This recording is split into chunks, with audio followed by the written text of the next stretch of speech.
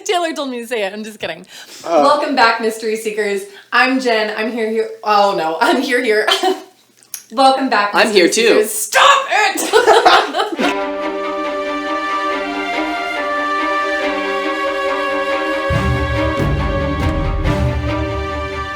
Welcome back, Mystery Seekers. My name is Jen. I'm here with Taylor and Nate. That's me. One of those is me. I'm the other. Oh my God. Today I'm going to be telling you guys about Boston's mysterious missing men. Do you like that alliteration? Was that great? BMM. This is a string of disappearances that has raised some serious concern because 12 men have gone missing in recent years, and then their bodies have turned up in the waterways around college towns. I'm going to start with Doe Vario. He went missing on March 16th in 2003. He was 49 years old. Now, his age for the list of the rest of the men here is kind of an outlier. So he was missing for over a month when his body was discovered in the Charles River. He was last seen leaving the Boston University campus around 8:30 p.m. Now that's pretty much all of the information that I was able to find on him, but I also do kind of want to keep all of these a little bit short just because there are so many of them. The second one was Dustin Willis. He also went missing on March 16th, but it was in 2007, and he was 26 years old. Dustin Willis, number 2. Yes, so he went missing on the same day, just 4 years later. Oh, interesting. Okay. He was last seen at a pub near Faneuil Hall with some of his friends celebrating St. Patrick's Day. He went missing around 11 p.m., so he had been with people right before this. His phone was discovered near the Long Wharf around 1 a.m., and a few days later, his body was found in the same area. William Hurley went missing on October 8th in 2009. He was 24 years old. He was at a Bruins game with a friend when he decided to leave the TD Bank North Gardens after the first period. At this point, he called his girlfriend to let her know that he was at 99 Nashua Street, where she was supposed to be picking him up. And she was right around the corner, so she was like really close, only going to be there a couple minutes later. Once she arrived, William was nowhere to be found. She drove around the area. She was looking for him. She actually got out and walked around trying to find him. Couldn't find him. The only thing that they did find was his phone, which had been smashed. I don't know exactly where they found the phone, but it was still in the general vicinity. Over a week later, his body was discovered also in the Charles, but they believe his body had only been in the water for a couple of days, even though he was missing for over a week at that point. The next one is Eugene Losick. He went missing on February 20th, 2010. He was 25 years old, and after a night of celebrating his friend's birthday, he was seen leaving through the back door of the Marriott Long Wharf, so in the same kind of area of that hotel around 2:24 a.m. by a security camera. He was seen heading towards Christopher Columbus Park. That back door of the hotel heads in that direction, so if he just walked out and went straight, he would have ended up in the park. At that point, his friends, I believe most of them had gone to sleep, but when police talked to them, they had all stated that he didn't at any point that night seem overly intoxicated or that he wasn't really in his right mind. They didn't think anything was wrong. They said that they thought he was just stepping out for a cigarette. He ended up being missing for 9 months when his body was found at Rose Wharf in the Boston Harbor. Forensic specialists actually weren't really sure why his body didn't surface sooner, because it had been so long. The next one is David Mark. He went missing on March 2nd. 2011. He was 24 years old, and he was driving from his home in Albany to Boston to visit his sister. And he had stopped for a bite and a drink at the Boston Beer Works near Fenway. He never actually ended up arriving at his sister's house, and his phone had been pinged recently after he stopped at the bar as still being used in the area. His car was located a few days later. It was still in the same area. It hadn't been moved. And then his body was found on March 8th in the Chelsea River. So some of them are only missing for a few days or a week or so. Some of them were missing for, one of them upwards of 9 months. The next one is Franco Garcia. He went missing on February 21st in 2012, so only a year after the last one. He was 21 years old, and he was out with friends at Marianne's bar in Cleveland Circle when he had separated from the group, leaving his jacket and his keys behind. Something that usually indicates if you're walking away from your friends and you leave your stuff with them, you're probably going to be back at some point. At 12:18 a.m., he was seen on security camera heading towards the Chestnut Hill Reservoir, where he had parked his car. So he ended up just completely leaving the group, still without taking any of his personal belongings. A few months later, his body was found in the weeds in the reservoir, although early searches of that same area didn't yield any results. But it's weird to me because there was security footage of him going towards that area because that's where his car was. They searched that area when they realized he was missing and didn't find anything. So that means they probably dragged the reservoir. And it wasn't until months later that they ended up finding his body there. The next one is Jonathan Daly. He went missing on October 2nd, 2012. So we're still in the same year. It's been 2003, 2007, 2009, 10, 11, 12, 12. Yes. He was 23 years old when he went missing, and he had been hanging out with his roommate until around 9 p.m., and his roommate ended up going to bed. And when they woke up the next morning, Jonathan was gone and had taken his phone, but no other personal belongings.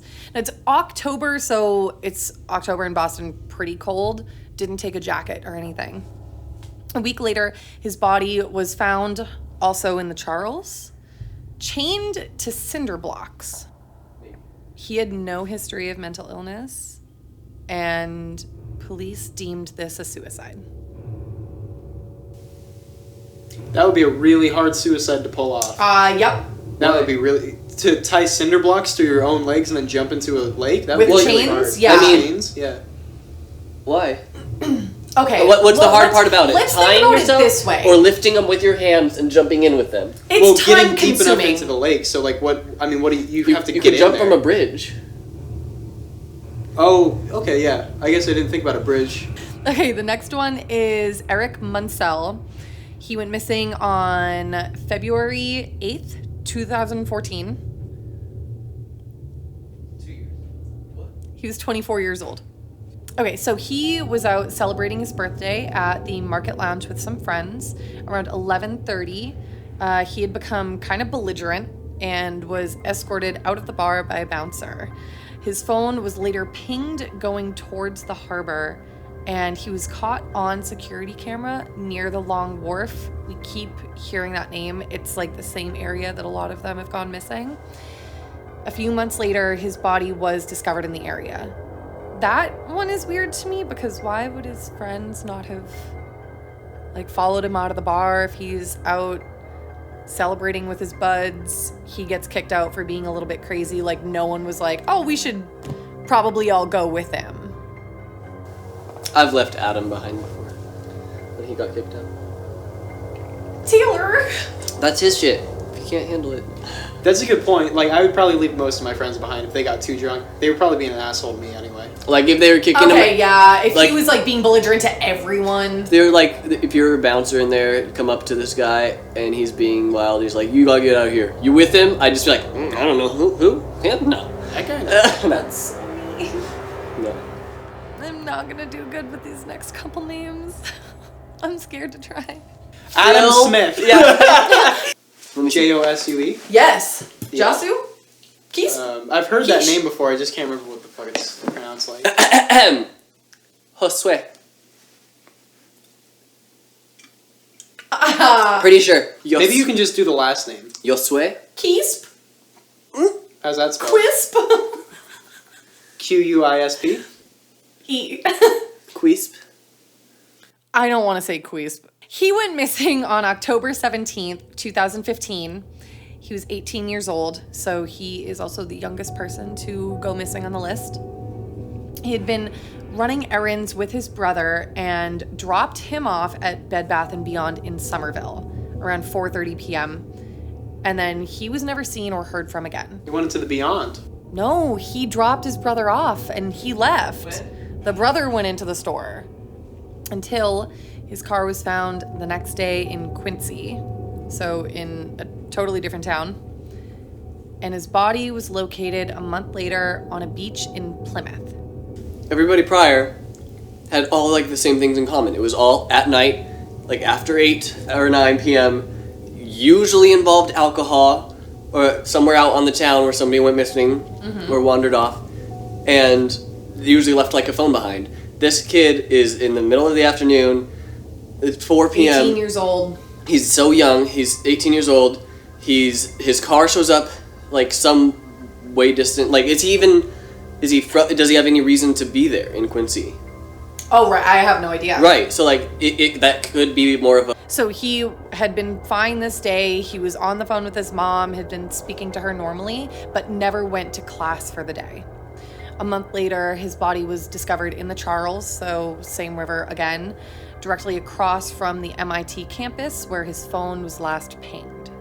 The next one is Zachary Marr. He went missing.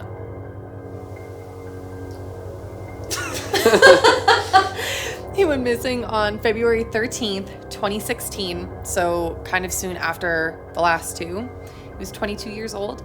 He was out celebrating his birthday with his cousins when he stepped out of the Faneuil Hall bar for a cigarette. He sent a Snapchat to his cousins saying that they wouldn't allow him back in and that they should go and just go somewhere else. The bouncer says that Zachary never attempted to re-enter the bar and was just kind of outside. Side note, bouncers are dicks. I don't believe a word he says. Go ahead. Okay. Can you elaborate on that? Because I actually don't have any experiences with bouncers. I've never really had a problem with them. I wouldn't... The way that it seems that bouncers see humans in their line of work as just like... I just feel like he might have missed it, you know? Like, it would be really easy for that kid to have tried to come back up and he just doesn't remember it because he just doesn't care. Oh. And it would be very easy for him to just be like... that makes sense. Yeah, that's what I meant by that. Okay. Like, I could see him the kid actually having tried to get back in, being rejected by the bouncer, being like, no, you're too drunk or whatever. And then the bouncer just not kind of blows it off, like doesn't really notice yeah. them. Okay. Security footage from the same night showed him walking towards the Zakim Bridge, so he had left the area that he was in. The footage was never released by police, but he was seen entering the water under the bridge. Now, I don't know what that means because the footage wasn't released, so nobody's actually seen it except for the cops. And there's like no other description of what the footage is. It just says he went towards the Zakim, entered the water. Don't know if that means like he was on the Zakim and jumped, or if he just like casually like walked into the water under the bridge. Like, that's why. And it's February. It was always cold. Like, it's always either late fall or super early spring, which is, I mean, no matter what, that's winter in New England. So it was leaf cold. Season. This is far past leaf season. There's no. Do you remember? It's not real. Do you remember? Leaf season is real. I fucking remember leaf season. It's still fake. Do you remember? No, it's not. No, it's not fucking real, Jen. I remember leaf season. I lived through it every year, and it was beautiful. Oh, I'm sorry you had to go through that. It was beautiful. Dude, the fucking East Coast sounds like a fucking foreign country to me when you talk about it. It kind of is, actually. It's very different. Even though they saw on the footage that he was seen entering the water, the body was never found in that area. They searched because they had footage essentially proving where he was. It wasn't until a month later that his body was found in the water near the Museum of Science, another area which had also been previously searched. They go missing. The area gets searched. No results come from it. And then months later, the body is found in the exact spot that was searched. There it is. There it is. That's all four. Oh, of did them. I? That's weird. Must have missed that. I don't like that. That's. I don't like it either. It's kind of creepy to me, actually. As someone who almost got taken, it terrifies me. Number 12. This is our final mysterious missing man. Michael Kelleher went missing on March 19th. Nope. Went missing on March 29th, 2017. He was 23 years old. He had been at a Celtics game, was seen on security camera footage leaving TD Garden. So he was leaving the same place that the other kid who was at a Bruins game left. A month later, his body was found in the Charles. So. Okay, you know what just creeped me out? Charles. You know what just creeped me out real quick? Huh. So, the last ones were like, what, February 2015? Or what was the one before this? Michael Kelleher was March. Zachary Marr was February. Of the same year? No, of No. 2016. To 27. So it's been like happening every, like, sometimes it's a month apart, sometimes it's a year apart, sometimes it's a couple of years. Yep. So this is by no means stopped. Right. This has been leading up to now. It's still only been like almost 2 years since the last one or whatever. Yeah, it's so like, it's about that time. yeah, exactly. Yeah. This Oh could yeah, happen no. I any mean, we're day. getting into like February, March. Like that's around terrifying. the time that a lot of them went missing. I'm gonna So be keeping an eye out Yeah, for me like too. missing people in that area right Yeah. now. to And kind not of going to Boston. I'm not going to go to Boston I'm ever. good. I'm okay. Well, except for in the just wait summer. until summer. Yeah, go in the And then summer. you're fine. I'll wait until I'm older because I'm in the perfect age range. Ooh, you right are. now. Yeah, Oh, either yeah. wait until summer And this now, face, or I tell ya. wait until you're like 27 and then go in the summer and you're gonna be fine. Yeah. So to Good kind story, Of, Jen. thanks. To kind of. Thanks.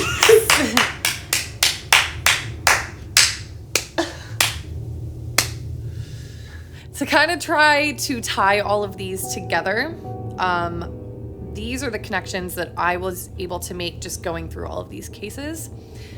Michael, Jonathan, William, and John were all found in the Charles. William and Dustin, this wasn't previously mentioned, but they were both in the Navy. Franco, Jonathan, Eric, Dennis, and Zachary were all students. Dustin and William had been on the phone with their girlfriends almost immediately before they went missing. William, Jonathan, and Josu? Am I saying that right? Whatever. I don't know. Yeah, I feel really bad. They all went missing in October.